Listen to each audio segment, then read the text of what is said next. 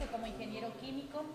Además, cursó los estudios eclesiásticos de filosofía y de teología en el Stadium de la provincia de la Orden de Predicadores de Santiago, en México, en la Facultad de Teología de la provincia de los Dominicos de Bologna, y en la Universidad de Santo Tomás de Aquino en Roma, donde obtuvo la licenciatura en teología con la máxima calificación summa cum laude. Es en latín, no sé si se pronuncia así. Fue ordenado sacerdote el 29 de junio de 1975 en Roma por su santidad Pablo VI. Fue consejero provincial de 1981 a 1985 y socio del Priori provincial desde 1985 y coordinador de la familia dominica en México. Fue nombrado el 20 de noviembre de 1987 y consagrado el 6 de enero de 1988 obispo de Ciudad Altamirano por su santidad Juan Pablo II en Roma. Fue presidente de la Comisión Episcopal de Vida Consagrada en el periodo de 1988 a 1994. Fue vocal del Departamento de Vida Consagrada del CELAM en el periodo de 1991 a 1995. Fue miembro de la Comisión Episcopal para coadyuvar a la pacificación en Chiapas. Fue presidente de la Comisión Mixta SEM-CIRM de 1995 a 1997 y fue nombrado obispo coadjutor de San Cristóbal de las Casas, Chiapas, el 14 de agosto de 1995 y tomó posesión el 4 de octubre del mismo año. Fue nombrado obispo de Saltillo el 30 de diciembre de 1999 y es presidente del Centro para la Atención de las Misiones Indígenas, CENAMI, y del Movimiento para la Paz con Justicia y Dignidad. Bueno, entonces les pedimos en un primer momento si se pueden presentar por favor y decirnos su nombre y del medio del cual vienen. ¿Qué les parece si empezamos por mi derecha? Daniel, de la agencia de noticias Tijuana 3.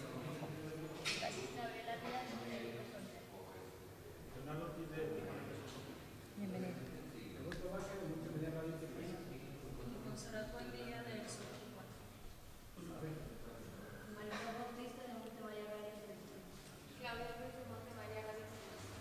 Bueno, pues a sus órdenes, Lucina Reyes. Soy encargada de la oficina de medios del obispado y también reportera del periódico Presencia. Si tienen alguna pregunta, levanten su mano, por favor. Que nos hablara sobre el libro y cuál es el papel que considero que tiene que jugar la Iglesia. Bueno, este es un documento que más que ser solamente una expresión teórica de lo que nosotros los obispos pensamos acerca del fenómeno de la violencia generalizada que estamos viviendo en México, es un documento que la Comisión Episcopal de Pastoral Social llamó proactivo, es decir, un documento que es una reflexión, consiste en una reflexión acerca de el tema de la violencia que padecemos desde el crimen organizado, provocado por el crimen organizado, que es el principal enfoque. Las causas de esa violencia que están en el ámbito de la economía, que están en el ámbito de la política, que están en el ámbito social y que están en el ámbito de la cultura. O sea, en esos cuatro ámbitos nosotros hemos tratado de identificar causales de la violencia que estamos viviendo, que no es, esta violencia tiene digamos, un agente que es especial, la violencia que se manifiesta, que es el crimen organizado. Y reconocemos que hay otros tipos de violencia que empiezan desde la violencia intrafamiliar y que también se encuentran en la cultura, en los comportamientos de cada día y que son la base para que en un momento dado una persona se incorpore. Por afán de ganancia normalmente se incorporan a este tipo de criminalidad, pero que hay digamos unos resortes ya dentro de la misma familia. Un niño que padeció violencia desde niño va a ser una persona que si no tiene un tratamiento para eso, ella misma va a responder con violencia. Entonces, esto es una primera parte del documento. Nosotros vemos el panorama que estamos viviendo en México y en esa misma parte, esa primera parte, tratamos de identificar las causas de esa violencia que se explican desde distintos ámbitos, como ya lo decía.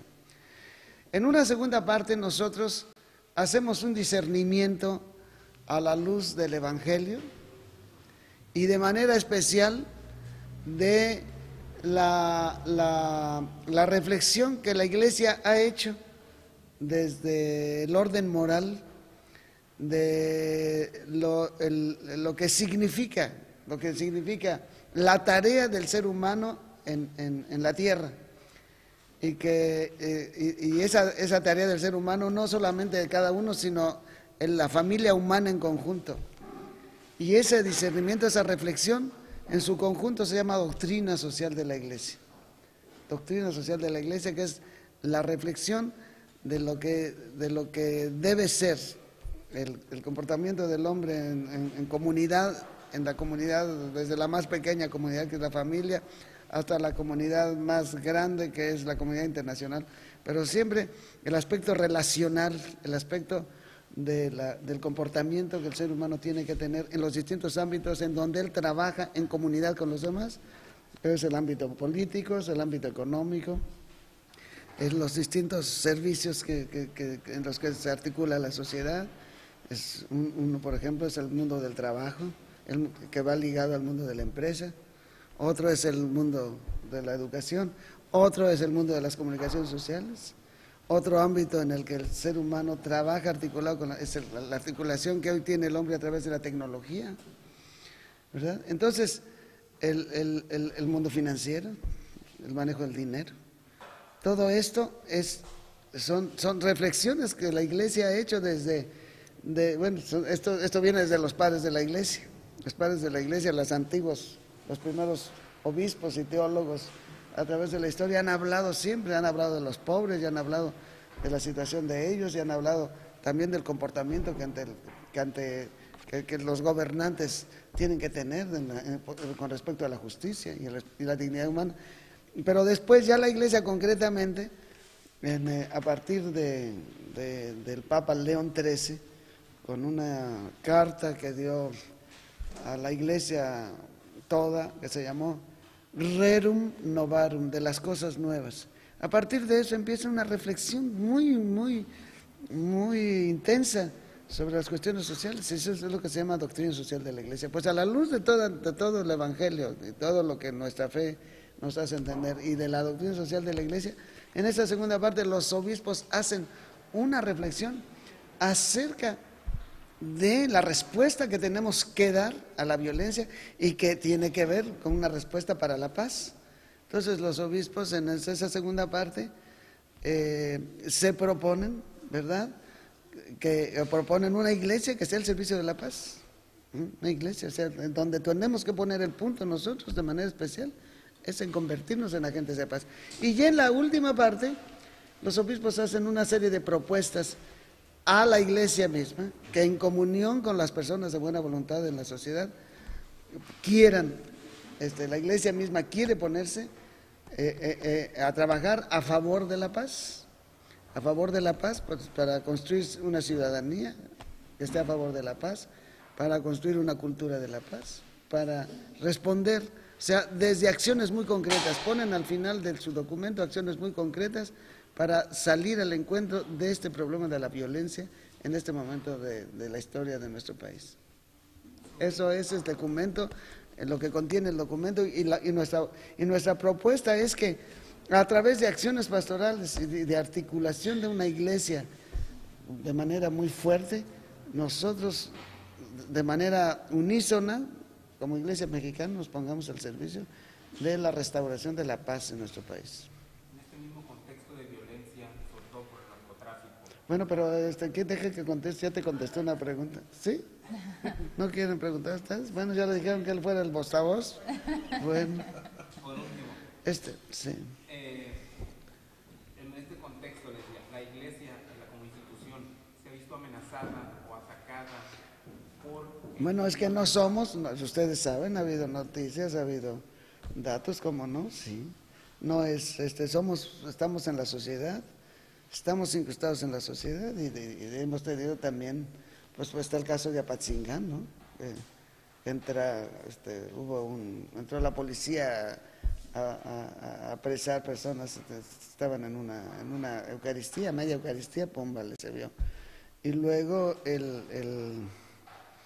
bueno, en el caso del asesinato del cardenal Posadas, pues siempre se habló de la presencia de personas. Ahora, hasta ahorita no sabemos si estaban al servicio de alguien para matar, pero de que estuvieron presentes ellos también eso pasó, ¿no? Estuvo el caso del cardenal Posadas. Y cómo no, las llamadas para extorsionar y para intentar también llegan a las parroquias, ¿no? No, eso sí, eso no te sabría decir, ¿no?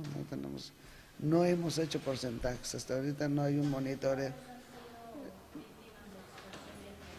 Yo no te sabría decir, dije, no tengo el monitoreo, pero de que sí llegan a llamarnos para eso. Yo he tenido llamadas en mi casa, yo también he tenido llamadas, yo. Sí, nada,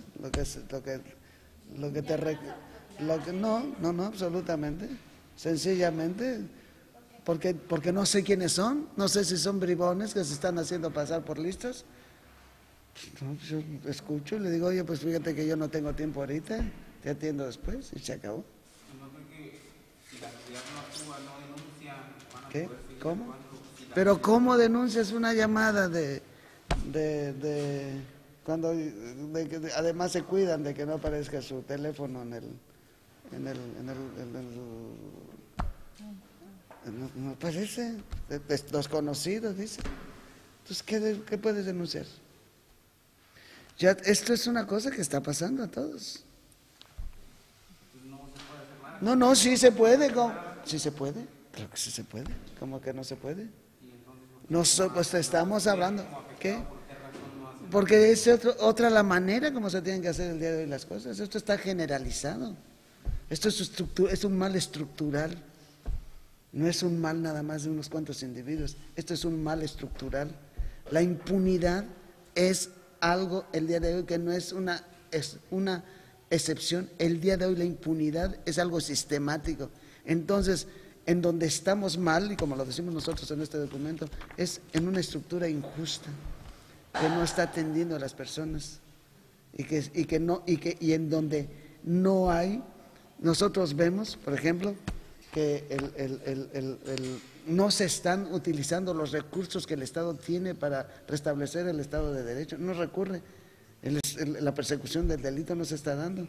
Han prolongado de manera excesiva la presencia del ejército, que debía haber sido una cosa emergente y que no lo están, y que lo han dejado allí.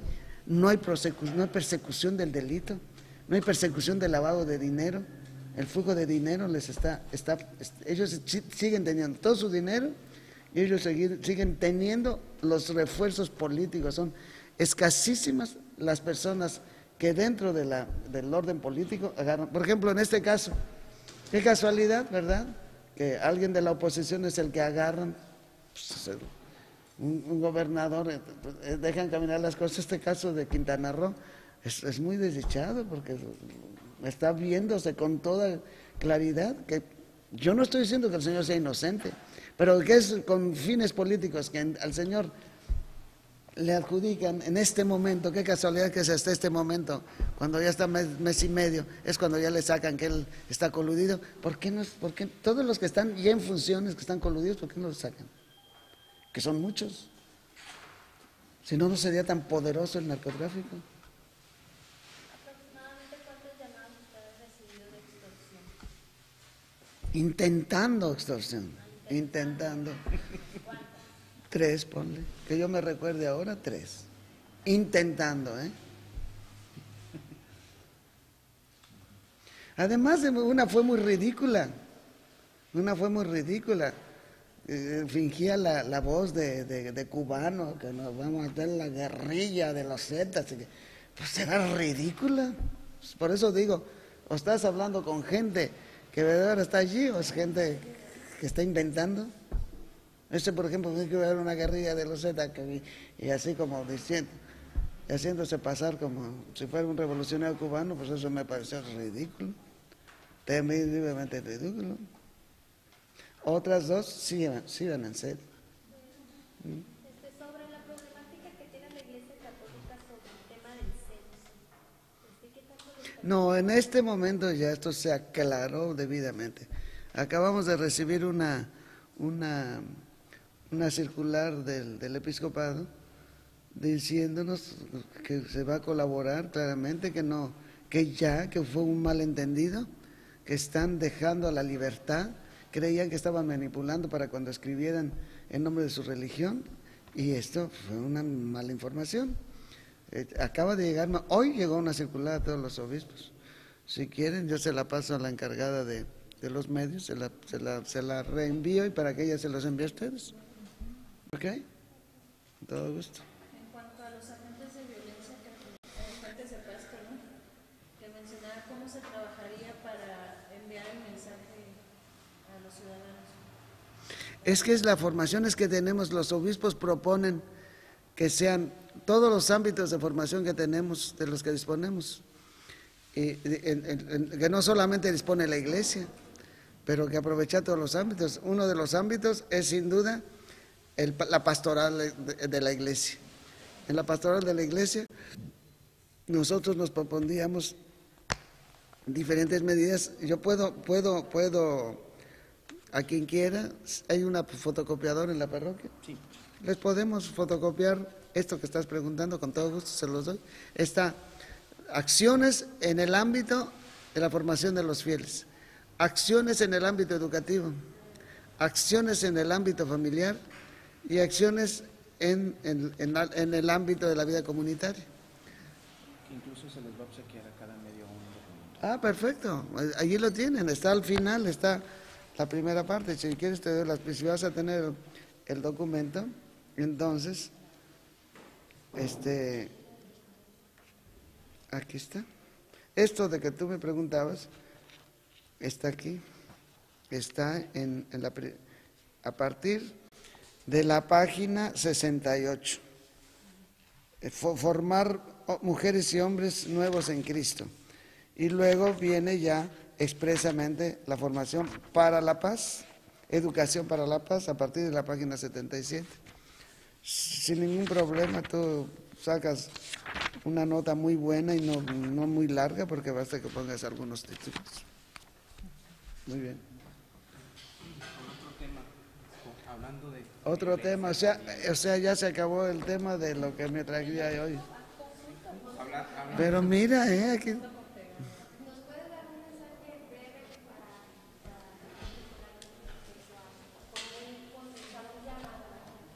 Un llamado a la gente. Bueno, en primer lugar, que tenemos que ver este tema de la violencia no como algo que nos atemorice, sino como un desafío, como un reto que tenemos que vencer.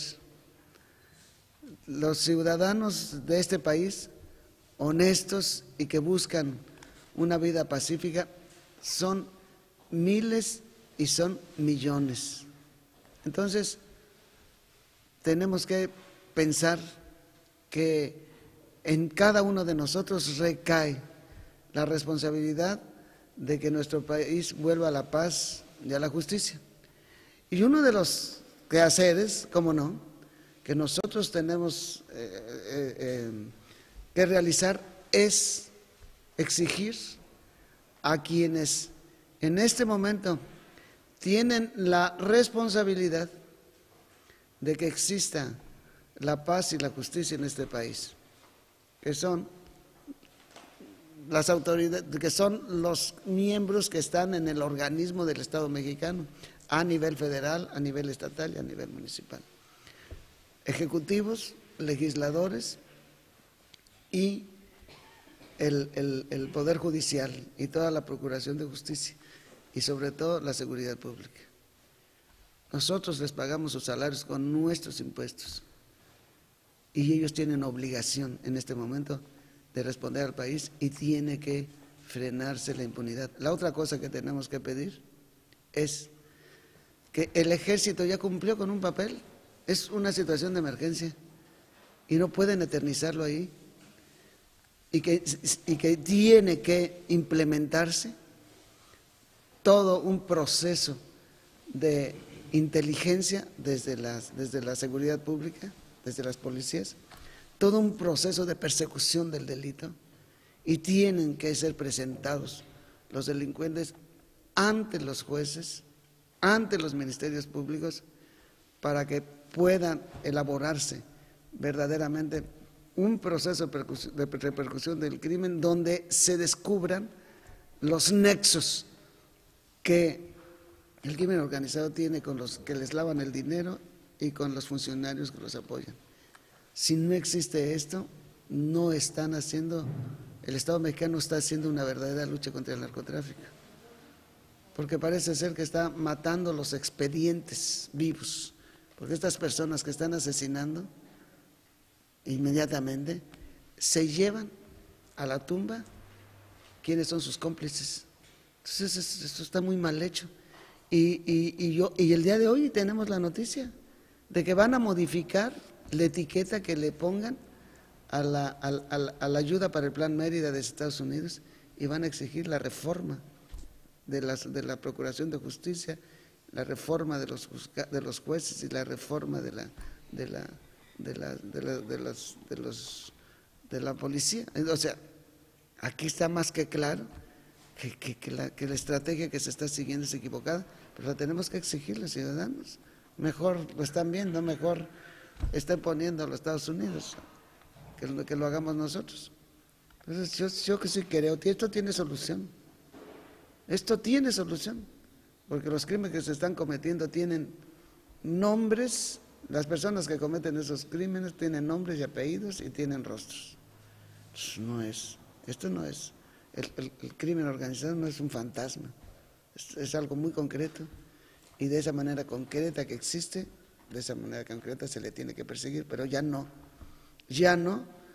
con una avalancha de balas y de más violencia como la que se ha llevado hasta ahora, donde están llamando efectos colaterales a la muerte de tantos inocentes, pero tampoco queremos a tantos jóvenes asesinados cuando que podían ser presos y hacer verdaderamente una recuperación de ellos en nuestros centros penitenciarios. No queremos ya ver morir tampoco a los jóvenes, que son cientos, que están dejando huérfanos y que están dejando a tanta gente, aunque sean criminales. No tiene ninguna justificación una persecución a masacrar, cuando que debía haber un trabajo de inteligencia y debía disminuirles el poder, pescando a los que lavan el dinero y a los que los apoyan desde la función pública, en todos los niveles.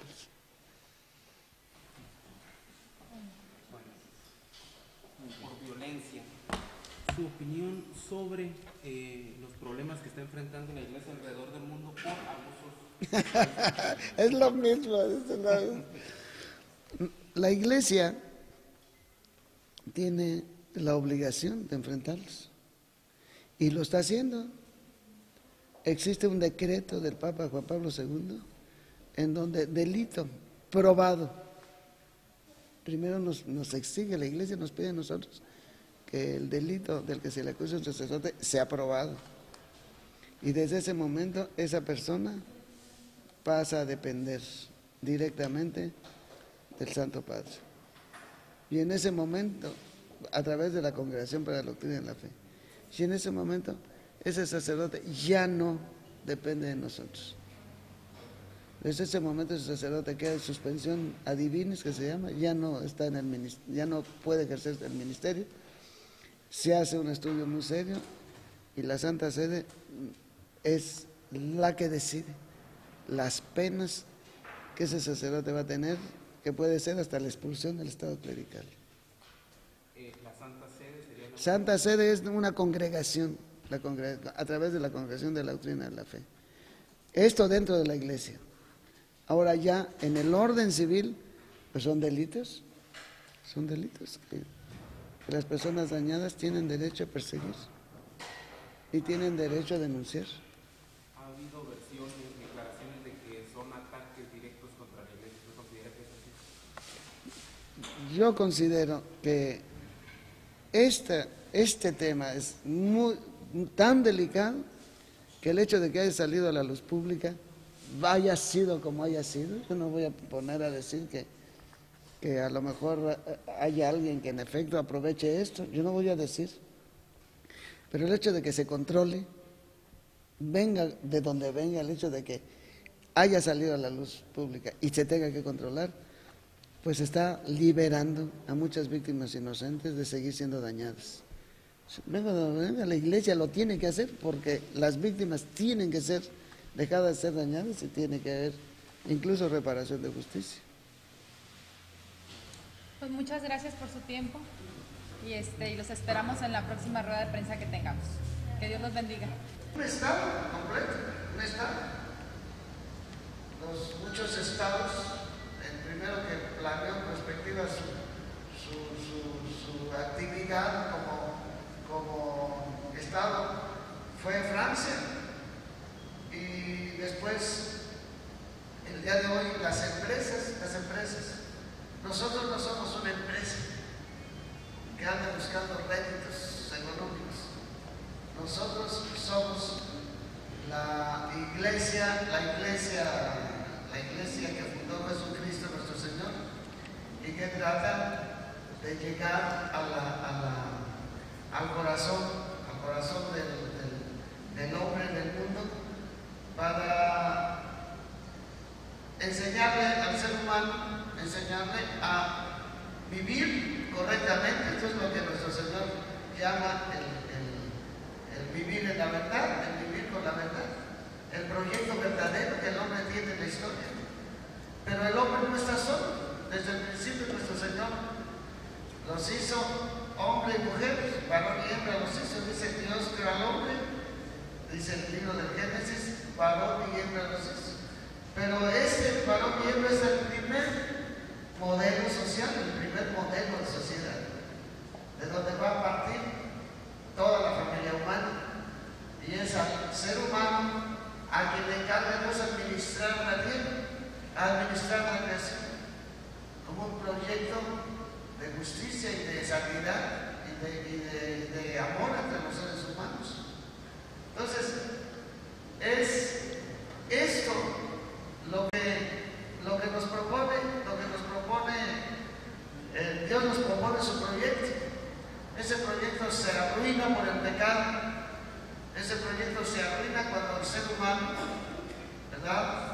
El primer hombre y la primera mujer deciden hacer un camino sin tener en cuenta a Dios, porque Satanás los engaña, les dice, Dios no quiere que sean como Él, y ese engaño lo hacen desde la serpiente, que es figura del mal, incluso dentro de las figuras mitológicas de ese tiempo, esas tradiciones que están en el Génesis de la creación y de la serpiente en el paraíso, son tradiciones antiquísimas, están hechas dentro de la cultura para ser comprendidas dentro de la cultura contemporánea, a la que esas tradiciones nacen. Pero también, aparte de la simbología de la serpiente como el espíritu del mal, está la simbología del árbol de la ciencia del bien y del mal, que está representando la responsabilidad moral o la responsabilidad ética que el ser humano tiene que guardar para administrar la creación. O sea, que el ser humano no puede decidir por sí mismo nada del bien y el mal, sino ve al máximo legislador, que es el que decide. Qué cosa es el bien para el hombre, porque Él nos creó. Y cómo el hombre tiene que administrar la tierra, porque Él es el que la creó y Él es el Señor y el dueño de esta casa en la que nosotros vivimos. Porque es el autor de toda la creación, es el creador. Entonces el ser humano tiene que respetar los principios para moverse, para administrarse a sí mismo y administrar los bienes que son para todos, no es nada más para unos cuantos, sino para todos. Entonces, desgraciadamente entra el pecado, el misterio del mal, que tenemos una explicación cuando el hombre decide que Él va a hacer. En efecto, hay una palabra irónica de Dios cuando el hombre ya se descubre que Él desobedeció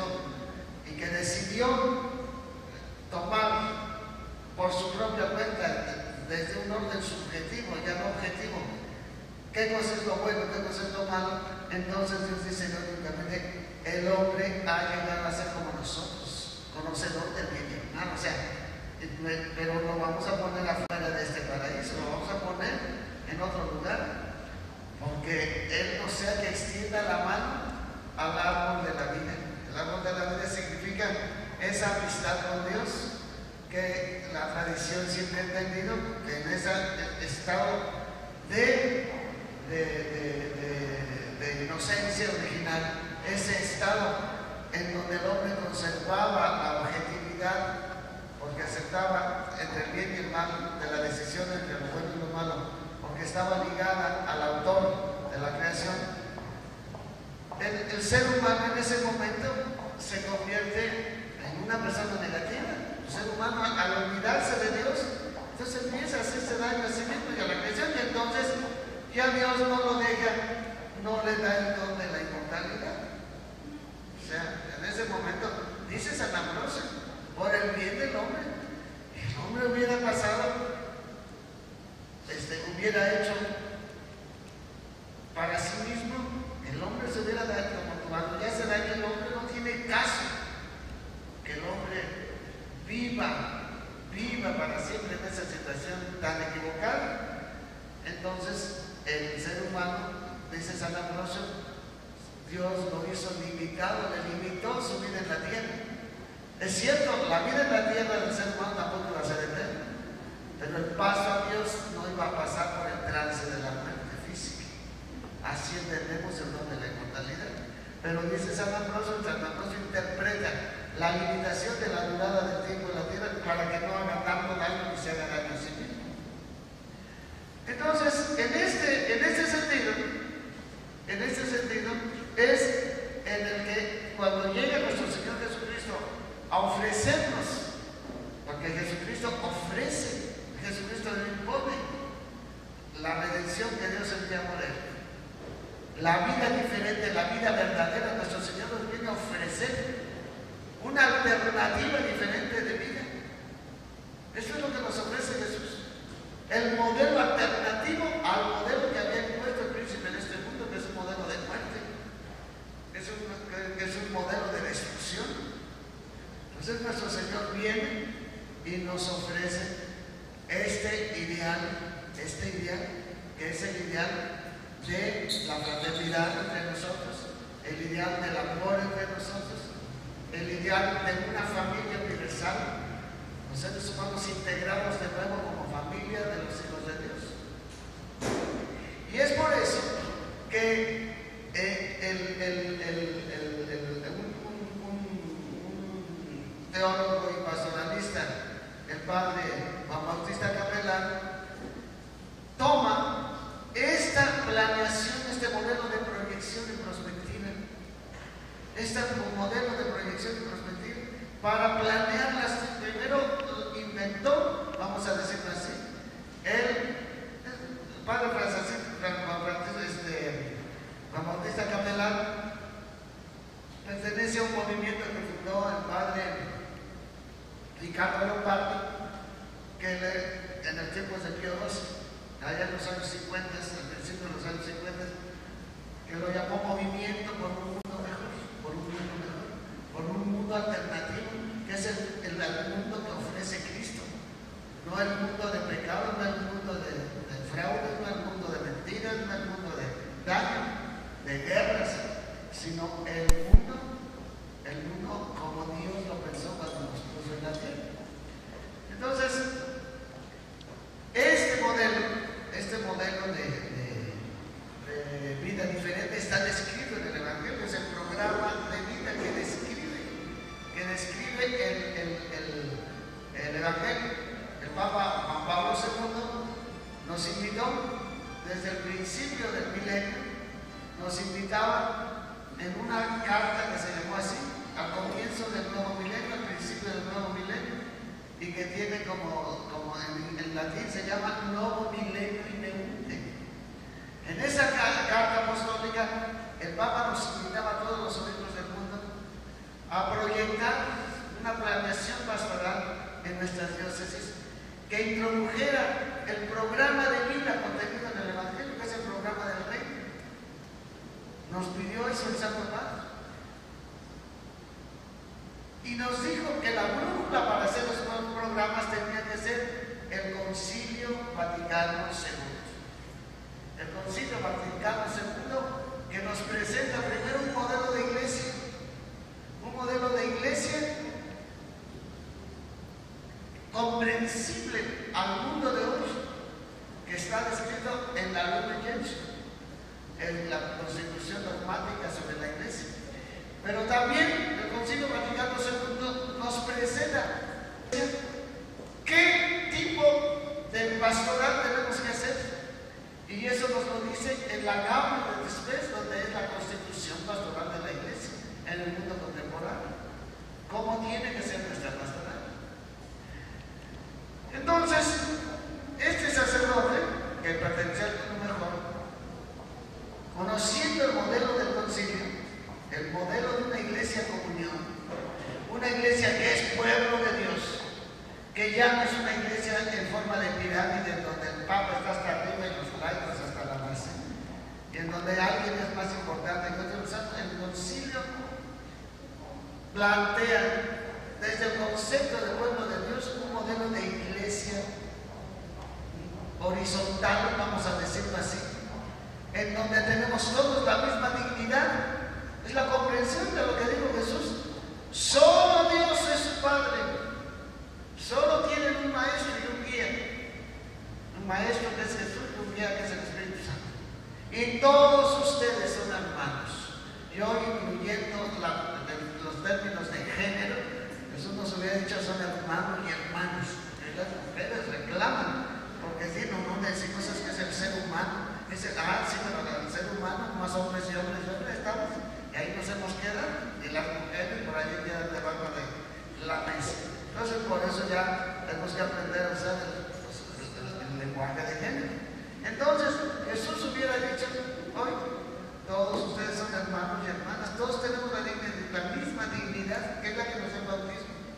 Todos los dones que nosotros recibimos en la iglesia, los sacerdotes, los obispos, las consagradas y consagradas, las hermanas y hermanos religiosos y religiosas, de otras modalidades y no consagradas, los dones que reciben los esposos para vivir como esposo, después van a tener hijos, pero la dignidad de los hijos y la dignidad de los padres es la misma. Por eso los papás no pueden decidir matar al hijo que está en el vientre materno, o el chiquillo coma mucho, matan de ninguna manera. Tienen dignidad los hijos desde el principio. Todos tenemos una común dignidad en la iglesia, por lo tanto, y todos somos hermanos y hermanas. Nos distinguen que los dones que el Espíritu nos da, que nos llevan a realizar distintas funciones. Punto. Sí, y de esas funciones en la iglesia le dan un orden a la iglesia, ¿cómo no? Claro. En el sentido correcto del término, digamos, el lugar que ocupa cada uno de nosotros. ¿Cuál es la misión de los laicos y las laicas por esencia? Lo dice el concilio. Es su actividad en el mundo para transformarlo y darle una configuración como Dios la quiere. ¿Cuál es la función de la vida consagrada? Recordarle a la iglesia y al mundo el estilo de vida que adoptó Jesús, que quiso llevar Jesús y se lo propuso a sus apóstoles y a la Virgen María. ¿Y cuál es la función de los presbíteros, los obispos, los presbíteros y los diáconos? Ayudar a la iglesia que no le falte la comunión, ayudar a la iglesia que no le falte la palabra de Dios conservada íntegramente como Cristo nos la dejó, y conservar en la iglesia la gracia que Dios dejó con la fuerza del Espíritu Santo en la Eucaristía y en los sacramentos. Esa es la misión apostólica, lo que nos encargó Jesús a los apóstoles. Entonces, en ese sentido, el concilio nos presenta un modelo de iglesia, y el concilio también nos presenta una manera en que hoy la iglesia se tiene que interesar por el mundo, y por lo tanto todos, pueblo de Dios, estamos en el mundo para evangelizar. Esta es la misión conciliar, y lo dice el Papa Pablo VI en un documento que salió 10 años después de que terminó primer concilio en 1975, que se llama Evangelio Luciano. La iglesia fue fundada para evangelizar, dice el Papa, vamos a esto. La iglesia tiene que entender lo que dice San Pablo: hay de mí si no evangelizo. Entonces, dentro de ese modelo de iglesia y con verdaderos discípulos de Cristo, y dentro de esa misión que la iglesia tiene íntegramente en el mundo, a anunciar integralmente el evangelio, ha venido profundizándose, se ha venido profundizándose el magisterio de la iglesia después del concilio.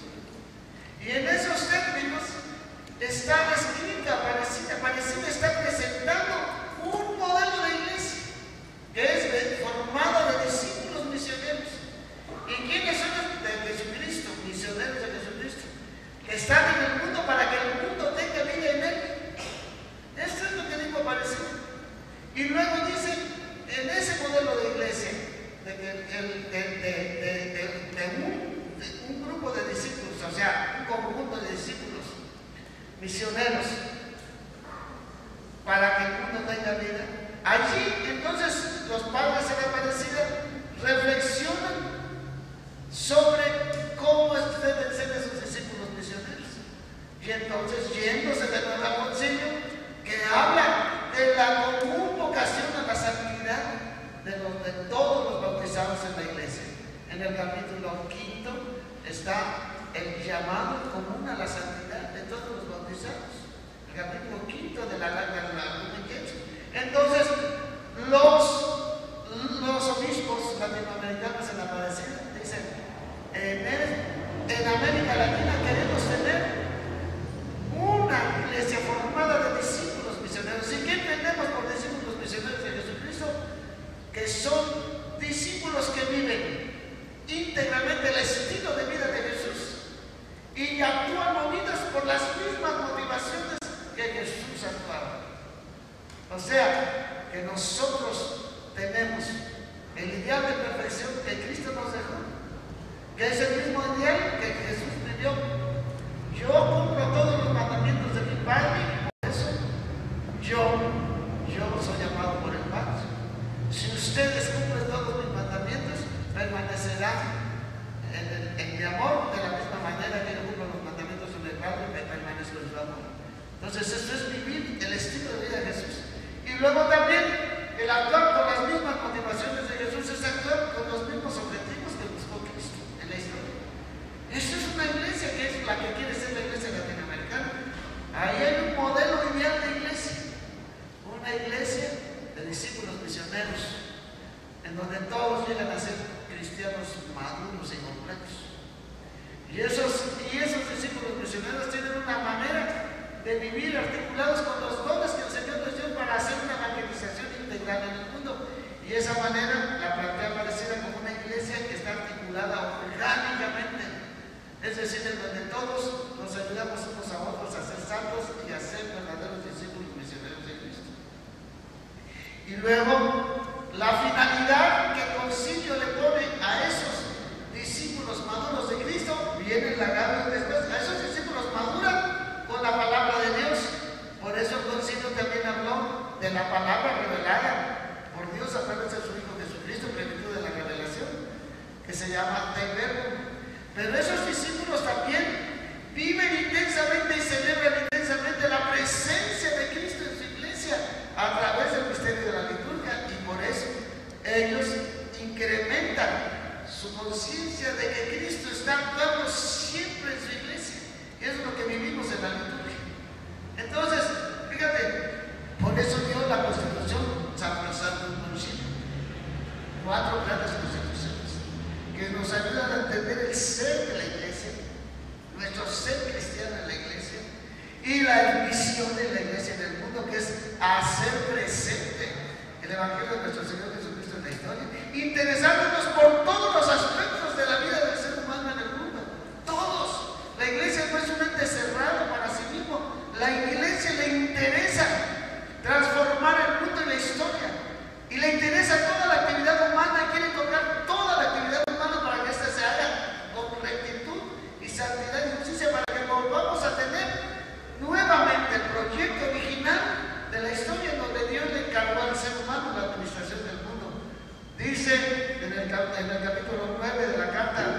del libro de la sabiduría, dice el autor, dice, tú hiciste una oración que pone a Salomón. Salomón tiene una oración, en el capítulo 9, y le pide a Dios su ayuda.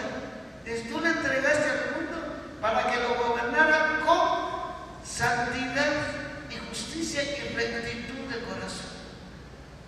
Entonces, ¿qué quiere decir la santidad? La santidad con que en él lleve la imagen tuya. El hombre es santo porque es como Dios. Entonces el hombre tiene que, para gobernar correctamente el mundo, tiene que guardar la imagen de Dios en él.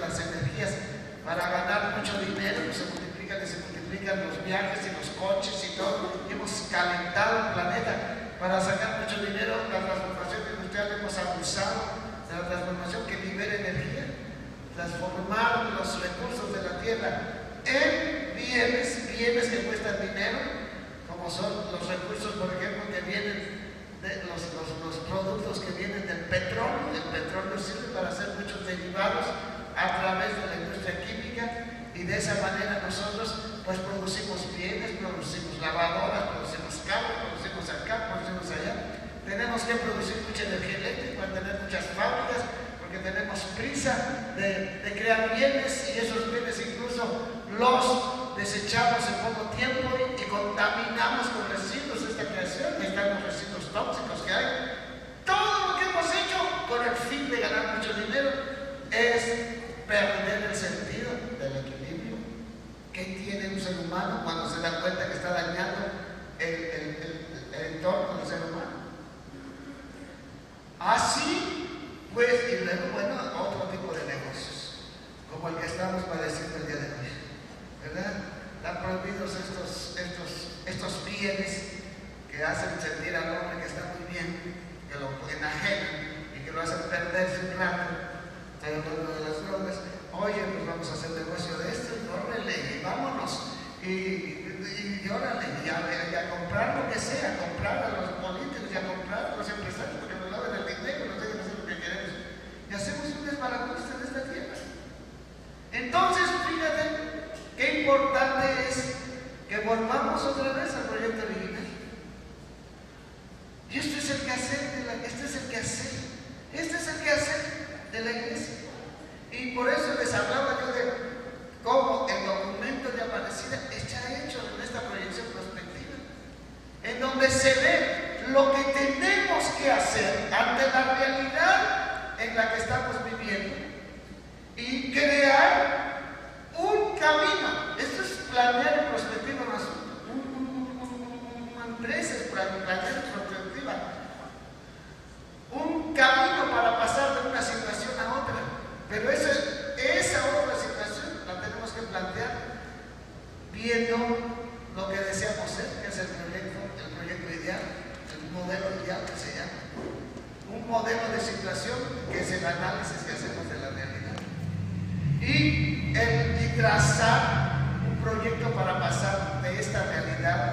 apegado a la realidad de justicia y santidad que nos plantea el Evangelio, el verdadero sentido de la vida humana. Pues este documento toma Aparecida también como base. Y aquí nosotros, los obispos, nos plantean en una primera parte una realidad que se llama, en términos prospectivos, un análisis, un modelo de situación, que es lo primero que vamos a ver en el documento.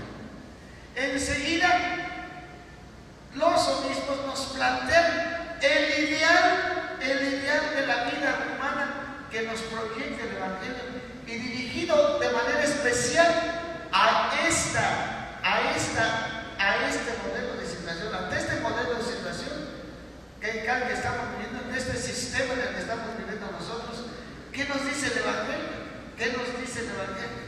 ¿Y cuál es el ideal que tenemos? ¿Y qué tenemos que hacer para pasar de la situación en que estamos a lo que hemos descubierto en el Evangelio? Entonces viene lo que se llama un modelo prospectivo, un modelo operativo, que es un camino que tenemos que trazar. Pero esto implica, si nosotros nos vamos a lo que Aparecida nos dice que para poder llegar al modelo ideal de los discípulos misioneros que viven con el estilo de vida de Jesús y viven bajo las mismas motivaciones, actúan bajo las mismas motivaciones con las que Jesús actuó. Esto nosotros tenemos necesariamente, para llegar aquí, trabajar por un modelo de iglesia que nos recuerde el modelo del Concilio Vaticano II. Un modelo en donde los cristianos son maduros, en donde los cristianos crecen, en donde se transforman los valores interiores con los que el ser humano actúa para poder construir, ¿verdad?, desde una iglesia con una composición diferente, con una manera de ser diferente, que es la que el Concilio nos dibujó, poder construir el modelo de vida que consiste en que ese modelo de vida es un modelo de vida que abarca a toda la familia humana. La iglesia no es para sí misma. Si los obispos en Aparecida dicen que tenemos que tener un modelo de cristianos en base al modelo de vida que Jesús nos presenta en su humanidad, porque estamos hablando de la humanidad de Jesús, estamos hablando de Jesús en su proyecto humano, estamos hablando del Hijo de Dios que vivió un proyecto histórico como el nuestro y que pasó por el mundo impactándolo y haciendo el bien, y nos dio el poder de su Espíritu Santo, nos dio el poder de su resurrección para que nosotros pasemos por el mundo haciendo este bien y transformándolo. O sea, la iglesia no se piensa a sí misma. Si los obispos latinoamericanos en el documento de Aparecida pensaron en una iglesia madura, viviendo el Evangelio a través de sus hijos, a través de sus miembros, que son discípulos misioneros de Jesucristo, hombres y mujeres que viven el estilo de vida de Jesús y con las mismas motivaciones históricas con las que Jesús vivió aquí en la tierra. Pero además, Aparecida habla de 5 pasos que tienen que pasar todos los discípulos misioneros para llegar a ser un modelo de vida, a tener un modelo de vida no solo personal, sino también comunitariamente. Y esos 5 pasos son el encuentro con Jesús, de nuevo, aquello que el Papa le dona en el documento de Iglesia en América, del encuentro con Jesús pasar a la conversión. Es en esa conversión hacer un itinerario de discípulos, que es la formación de esos discípulos, y ese itinerario como discípulos lo tenemos que hacer juntos, y por lo tanto tenemos que vivir entre nosotros la perfección de la comunión, y de esa manera convertirnos en un pueblo fuerte que va a la misión. ¿Y en qué consiste esta misión? Anunciar, y con el modelo de vida que Jesús tiene para el ser humano en la tierra, y construir ese modelo, ayudarle al mundo a construir ese modelo.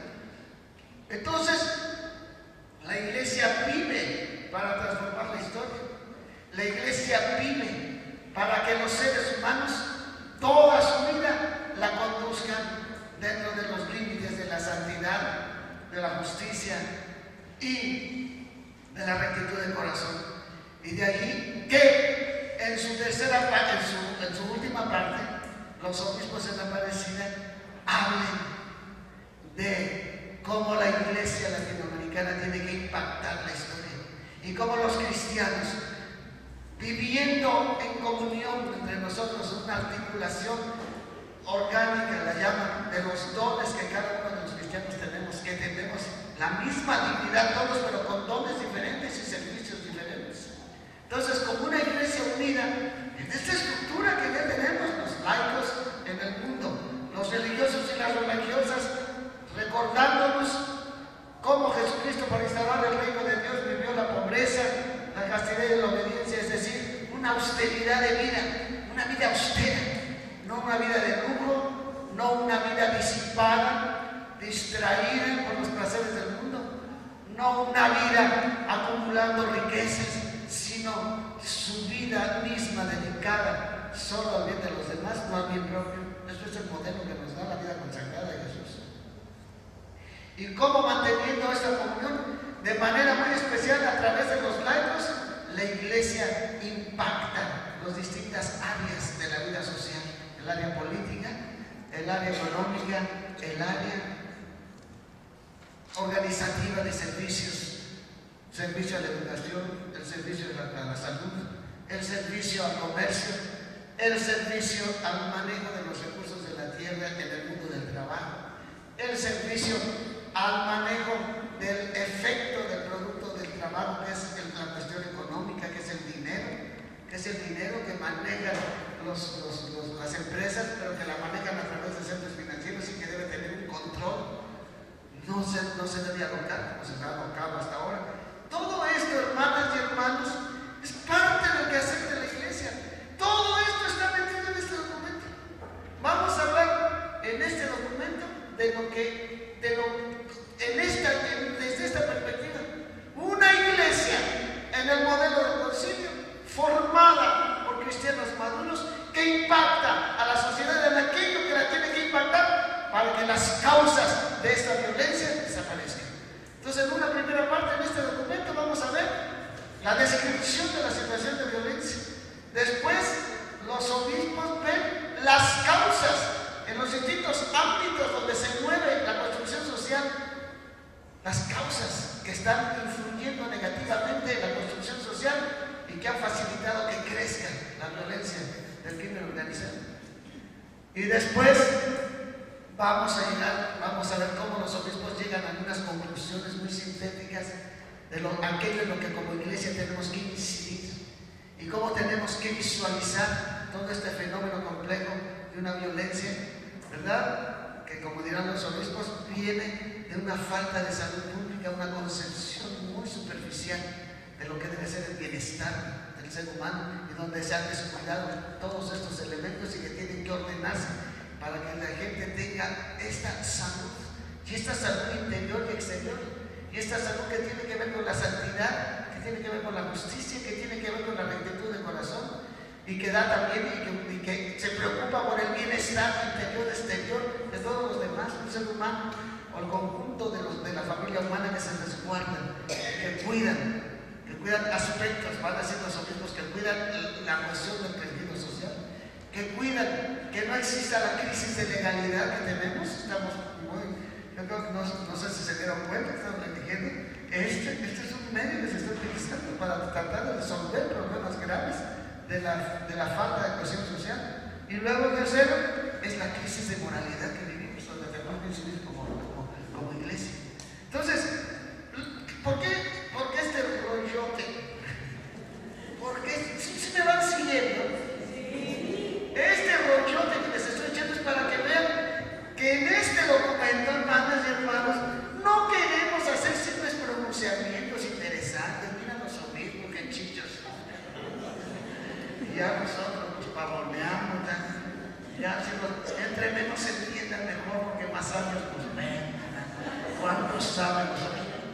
En este documento estamos proponiendo un quehacer de la iglesia, pero de todo esto, donde está todo este itinerario que parte desde el Concilio Vaticano II, y que los obispos latinoamericanos hemos seguido conferencia de Puebla, en la conferencia de Medellín, en la conferencia general de Puebla, en la conferencia general de Santo Domingo y en la conferencia general de Aparecida. Porque lo que queremos es construir, convertirnos en una iglesia que opere bien, una iglesia que hace que acontezca el reino de Dios en América Latina. Y aquí tenemos que provocar el acontecimiento del reino de Dios en medio de esta situación de violencia, que tiene una respuesta de parte de Dios. Jesucristo dijo: en el mundo tendrá tribulación, pero ánimo, yo he vencido al mundo. Jesús ya venció al mundo. Jesús resucitó, Jesús fue muerto en un proceso violento, espantoso, deshumanizante totalmente, pero Jesús resucita para vencer esa deshumanización del mundo, en donde por el dinero y por guardar el poder y por la ambición, los seres humanos hacen contra sus semejantes todo tipo de desmanes. Entonces es importante que nosotros veamos. Bueno, aquí está. Alcanzan a ver si alcanzan a leer los que están hasta atrás. Si no, tenemos unos catalejos ahí.